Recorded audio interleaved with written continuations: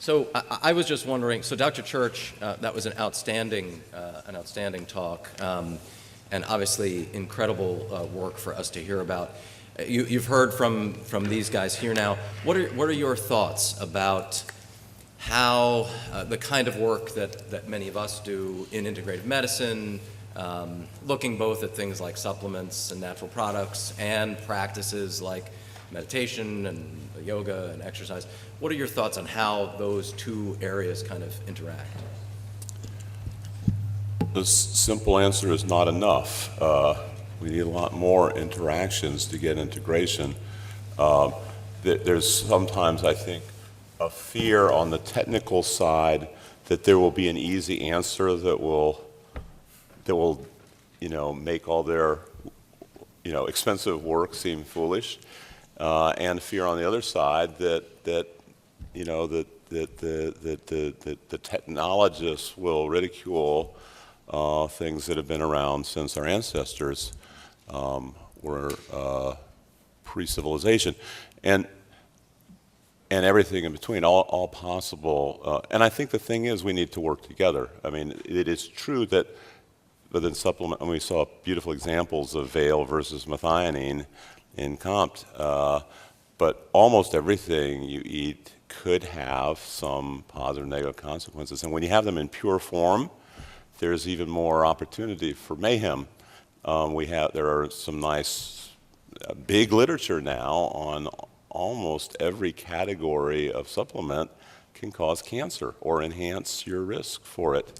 And some of that's going to be, there's going to be some combination genetics and environment and nutrition. But some of them are going to be hard to handle, even if you had perfect knowledge of genetics, environment, and nutrition. And there'll be some things that, even though they're hard to do that way, they're possible to do some other way. So for example, there might be some general thing that solves aging, which deals with a whole lot of complex diseases, which are hopelessly complex from an environmental and genetic standpoint, but could have, some relatively simple medicine approach. Fantastic, thank you. So, am I going? No, we're going to just have you use this computer for the questions. Oh, okay. And then you can just pick through these. Okay, great. Those are some of the top ones, and we pick and choose. Got it. Okay. So let's see. This may take longer because of my brain processing speed. So I'm gonna no, I can read them. That's not the issue.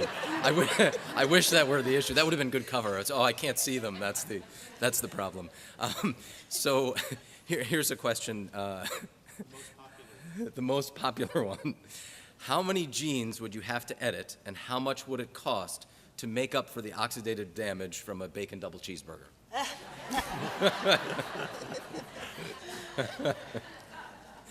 I guess that's more. That's a good integrative question that it will require lots more research. I think the thing is, there are going to be some things that are going to be personalized, and there's some things that are going to be generic, and there may be surprisingly a small number of genes that gain tremendous generic effects. So in mice, we can see a factor of 2 in longevity with 3 genes. That doesn't mean the same 3 genes will work in humans, or even that there are 3 genes that will work in humans to achieve a factor of 2 in longevity, meaning healthy, youthful longevity, not just being sick for hundreds of years. But it doesn't mean it's impossible either. I mean, we have proof of concept that you can do it with a small number of genes. So. Yeah. No, very good. So. This, I suppose, may be a question for a couple of folks on the panel, but there's a question about the effect of the microbiome in reversing aging. Anyone want to comment on that? I'm really not trying to dominate the conversation. I do work on microbiome. I think it's still early stage. There are a large number of not just microbiome diagnostics, but microbiome therapeutics. I think it's safe to say there's no well done. All these things really merit randomized clinical trials, and there's none that I know of that does reversible aging in humans with microbiome, or for that matter, anything else. Yeah. There's some that are in progress, but none yet. None really yet, It's a long shot. So I think not on Mindbody side, but my lab works on other side, like where we look at the metabolites in your gut. So one of the metabolites that is produced by microbiome, we observed that IPA has some association with aging and like more incidence of chronic diseases, but I think that is a very small study. I think nothing is like that it is, IPA is, low amount of IPA is causing the disease. We don't know that. But I think microbiome definitely play a role in altering our genes. Bigger studies will answer, I think, concretely, like is it can reverse aging or not. Yeah. All right, this is a question for Kathryn. The questioner says, as a supplement taker myself, do you suggest that I toss my supplements today? I didn't get to tell you the numbers, but about 25% of people, let's say if you just look at the COMT gene, because it's not the only gene, it's just the one that we've looked at in the most depth. But if you think about that one, 25% of people seem to benefit and have a protective benefit, and another 25% of people seem to have the opposite effect, and then there's 50% of people that are in between. And that's the kind of distribution of the gene in the population. So I think that we innately know what works for us, and I think that's why vitamins have worked for so many people, is because you go down the aisle and you kind of know that this, I have a friend that will never take aspirin. Well, she has a Val-Val genotype, and in our studies, aspirin is not, a good thing for her to take. She just knows it. So I think that till we have more evidence, I think you have to trust your gut. Yeah. So this is a question for everyone, and I think is a very important question, which is, based on the research that you all do, what needs to change about the way in which we educate the next generation of healthcare providers? What do we need to be teaching people now so that they will be ready for the kinds of changes that are afoot? Sure. So, I can reflect on what things were like, certainly when I was in medical school, and we didn't really have much education on nutrition, which was pretty shocking, given how important that is for the outcomes that have such a global impact on disability and quality of life. It got to the point where a group of folks got together and said, we're going to demand a nutrition module be added in our second year so that we'll get some of this. I think things are a lot better now, but there's no question that the area of prevention, as Dr. Church pointed out prominently, needs to be really focused on among healthcare providers, and that is something that there's some improvements in that regard. So, for example, CMS reimbursing certain kinds of preventive screenings being done as a way to incentivize healthcare providers doing more of this. But more broadly, greater education among healthcare providers about complementary and integrative methods as a way to achieve health outcomes, that it's not just about prescribing pharmaceuticals, et cetera, and just sort of creating more of a culture around people appreciating the value of that.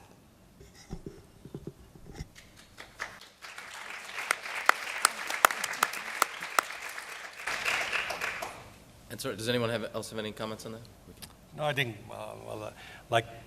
we definitely, I think, pharmaceutical are great, basically, but I think they are not answer for everything.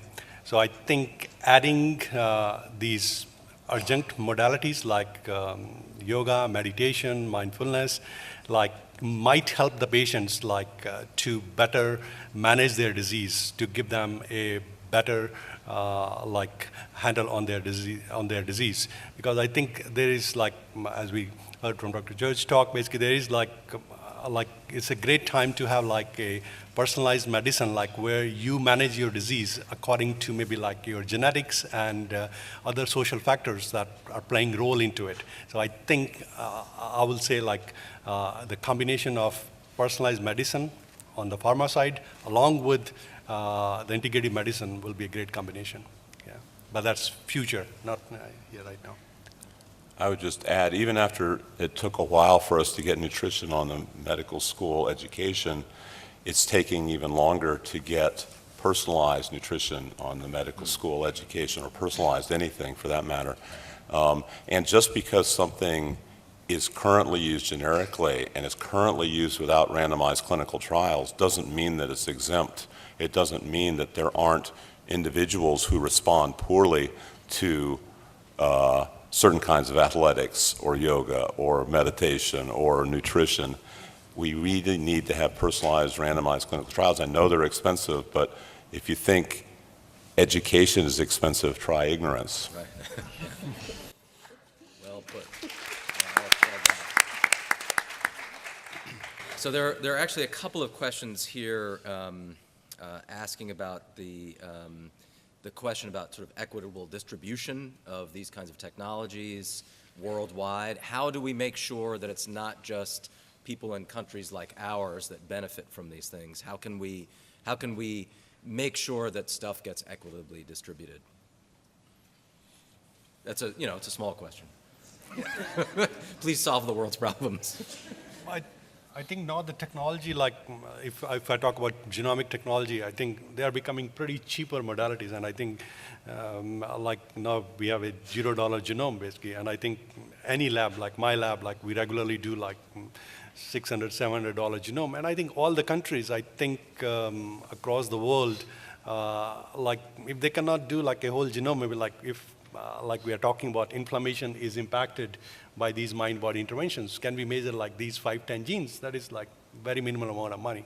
And I think technologies are available in every country, I will say, like for doing it. Yeah, I think these are not like technologies which are just developing out and here, and we can only use it here. I think every country can use it, I think. Yeah, they're pretty standardized. There are very few technologies that are equitably distributed. One of my favorites is smallpox immunity. That was a major worldwide plague. Now, literally everybody has access to it. You do not have to take a vaccine. Even the vaccine is inequitably distributed. But once you make it extinct, then you don't even need to distribute vaccines anymore. So that's a rare example. I think having a $0 technology, as much as I made a big deal of that, sorry, that's not adequate. We had $0 seatbelts for a while, where they were installed in your cars and people sat on them. It was against the law, but they sat on them. So $0 in laws is not enough. You need to have an annoying sound that's made.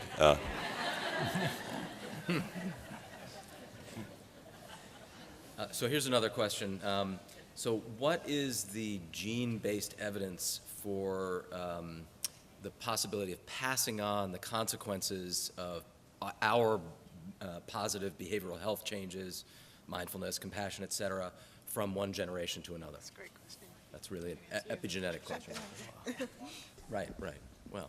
Yeah, that's definitely a very compelling topic within epigenetics, and I'll certainly let others chime in as well, but a big part of why we like to focus on aspects of stress or mind-body is that these are things that are under individual control. These are things that people can modify, and the possibility is that, for example, if you look at one generation, not only could you see maybe epigenetic changes that are transmitted to a second generation, but it's possible that because these changes are heritable, that you could even observe it in the subsequent generation, or what we call like F2, in that generation, so that if there's some either detrimental, like starvation, famine, war, exposure, or a more positive one, that consequence may be transmitted epigenetically. So that is something that a number of people are actively researching. We certainly need a lot more data on how this works, but there have been some well-publicized examples of how this might work.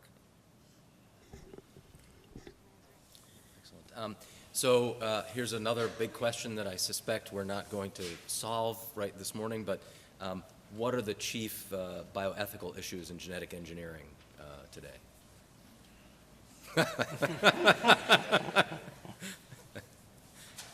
It's a provocative question. Well, we have addressed some of, like equitable distribution is one of the ones that floats to the top of the list. Germline is another one that tends to be significant. The National Academy of Sciences described circumstances under which germline editing could be of significant benefit, medical benefit, where the benefits outweigh the risks. Dr. Church, can you just briefly explain to the audience what that means? Germline just means that you've edited either the egg, the sperm, or the embryo such that whatever edits you've made go on from generation to generation. The main reason that's initially raises alarm is the idea that you're going to make something new, but most of the gene therapies that we're dealing with are could be to just reverse it to the standard allele that is most common throughout the population, very well tested. So it's not like you're making something that's untested. You're making something that's extremely well tested. It's just you want to make sure there's nothing off target. You know, there's a lot of these so-called ethical issues. Once you address safety and efficacy, which is sort of the standards of FDA, they diminish in their concern. There are other things that the FDA does not deal with, and one of them is cost, and the other is extremely long-term unintended consequences. That's not their purview. That's not their mandate. So I think most of the issues come up around those, and as well as reflections and significance for religious and other societal and personal views can be swept under the rug. You can commoditize your relationship with your children and so forth. Yeah, so there are some issues unresolved. I think just to add to that, in as much as the West is innovating on all of this, I think we are the guinea pigs, and it might even be too soon to worry about equity, because we want to make sure that if you want to share technology, that it's going to benefit people. And I think we're still, as you said, understanding the short-term and long-term consequences of some of this technology. I think, there's a recent fascinating story with even the CAR T technology where it had amazing effects on that young girl that we saw. And then as it got, broadened, it had some unexpected consequences. So I think we're still learning, and I think we have to be cautious who we roll out what to and when. Great. Thank you. Yeah, if cell phones had exploded our brains, as some of us worried, it would not have been a big gift to make that equitably distributed immediately. Well, it's quite clear that we've exported a lot of things that are not great gifts to many other parts of the world. This is I think a very key question, which is, for healthcare providers, when is it? How long is it going to be when we're going to be starting to use some of these things clinically? Looking at DNA methylation, looking at epigenetics, looking at transcriptomics. Any sense? Like, for integrative medicine, I think we are a little bit far, but I think if you look at personalized medicine, cancer treatment, it's already, I think, ongoing. People are doing personalized tumor sequencing to really figure out what are the drugs going to work for them. So that's already in reality going on. And now I think with some of the technology companies, genomic companies like 23andMe, which are selling these kits in $50 or $40, tell you okay, what are the genetic variants you have. So I think the technology is expanding, but for integrative medicine part, I think we are a few years away. But I think for cancer biology, I will say cancer treatment, it's already there. Yeah. And are they looking at epigenetics as well? I actually don't know that. Yeah, for diagnostic purpose, some of them are looking at some markers which can diagnose cancer, but not for the treatment purpose, I think. Yeah. There certainly are other examples within our own field of psychiatry.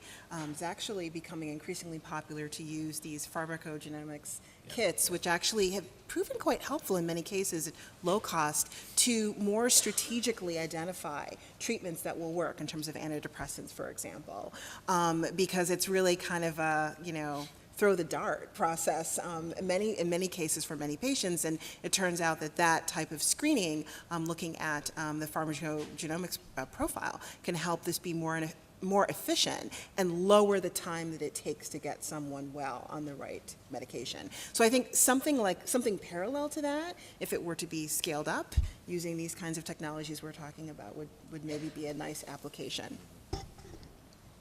So, Manoj, you mentioned 23andMe. There's actually a question here about the panel's views on this kind of commercial testing. So I think like 23andMe or ancestry data, like if I say basically, I think that can be the data that you can have, but I think how much clinical implication that data is going to have, I think is still a little bit away, because I think our healthcare providers might not be like that comfortable in using that data. But I think you can like have that data, and if you want to say like, okay, someone is suffering with, the family has a cancer history, so you might like use that data to figure out like if you have some kind of mutation profile that is like making you prone to cancer. But is healthcare providers are going to use that data? That is, I think, still a outstanding question, I think. I don't think the problem is the healthcare providers adopting the ancestry data. I think the problem is ancestry data is poorly predictive of medical outcome. I think what's predictive of medical outcome is the whole genome sequencing. It's not perfect, but it's at least aimed at medical outcomes, and it includes all the serious Mendelian diseases that are actionable either by genetic counseling or in some cases by preventative medicine today. Everybody is at risk for it. You don't need to have a family history to have action on that. And so there the barrier is not that it's half empty, half full glass. At least it's half full. While the ancestry is so far from medicine that it is actually quite distracting, in my opinion. I mean, you're analyzing 1 million sites out of 6 billion, and they're the million sites that are least likely to cause serious disease because they're so-called common polymorphisms. That means that both versions of them are very common in the population, which means they're not typically sick, either one of them. But they're millions of physicians which are very sick. They're Mendelian diseases. 5% of our babies are born with that. So I think there's almost no real barrier to using those in medical clinics for dealing with Mendelian diseases, which are very, very serious and are not handled by those methods. But there are offerings. I mean, the $0 and the $1,000 genome are genomes, and those are available. I'm going to ask you for a prediction. This is my question. How long is it going to be before, say, in the United States, everyone's genome is just done as a matter of course and it's just part of their medical care? Well, I'm fairly sure you don't mean everyone, because Well, everyone fair. doesn't drive cars Fair yet enough. or have The- televisions. Most people. It's hard to say. I mean, if you had asked me in the late 80s when most people were going to have computers, it could range anywhere from tomorrow to never. And then suddenly in 1993, basically everybody adopted them in about 1 year, and now you can't pry them loose from our hands. I think there will be a year where there'll be a gigantic tipping point. I used to think that magic would happen when we hit $1,000 genome, and I quickly, before we got to 1,000, I realized it wasn't low enough. Then I thought that maybe $0 would be low enough, and I'm not sure that that's going to have an impact. I think people have to see that it is, we have to communicate that it is valuable today. It's not something that's valuable 10 years from now, otherwise they'll wait 10 years. And it is safe, that that the insurance companies are not going to get access to it. And that's why at Nebula we put so much emphasis into encryption. We can encrypt it so well that even you don't know your genome. And so if the insurance company comes for it, they can't hack it. In fact, it's more likely they'll hack it by taking it from your hair or from the dust that you left on the table than they will hack it through an encrypted database that you own on your computer. Yeah. Anyways. All right, one final question, and that is, it disappeared, the one I wanted to ask. Oh, no, here it is. Just briefly, for people who out here who are clinicians, any brief headlines to share on the connection between mind-body therapies and genomics, broadly speaking? Manoj, I know you have one. Yeah.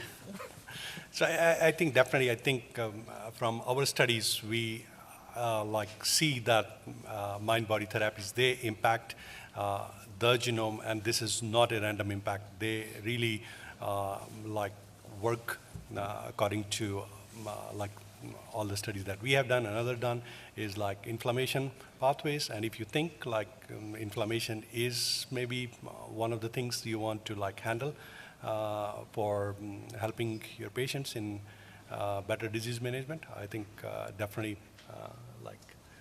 there is an impact of mind bodies on your genomics. Yeah. Anyone else have like a 10-word headline? Yeah, I think that it's clear from, as a placebo researcher, that interventions that are not necessarily pharmaceutical-based can have amazing effects. I mean, just if we were to hear a fire alarm right now, all our biologies would change, our epinephrine would go up, and we would probably be ready to run out the door.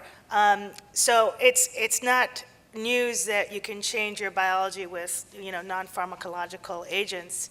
And I think what we need to do is understand and harness it and not be afraid of the power that's in all these different modalities.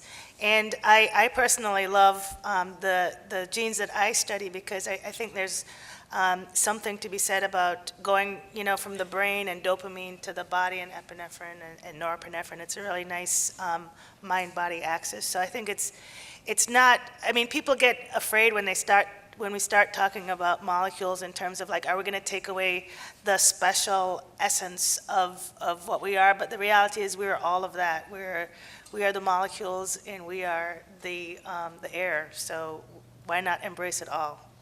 Fantastic. That's a great point to end on. Let's give a big round of applause to our incredible speakers this morning.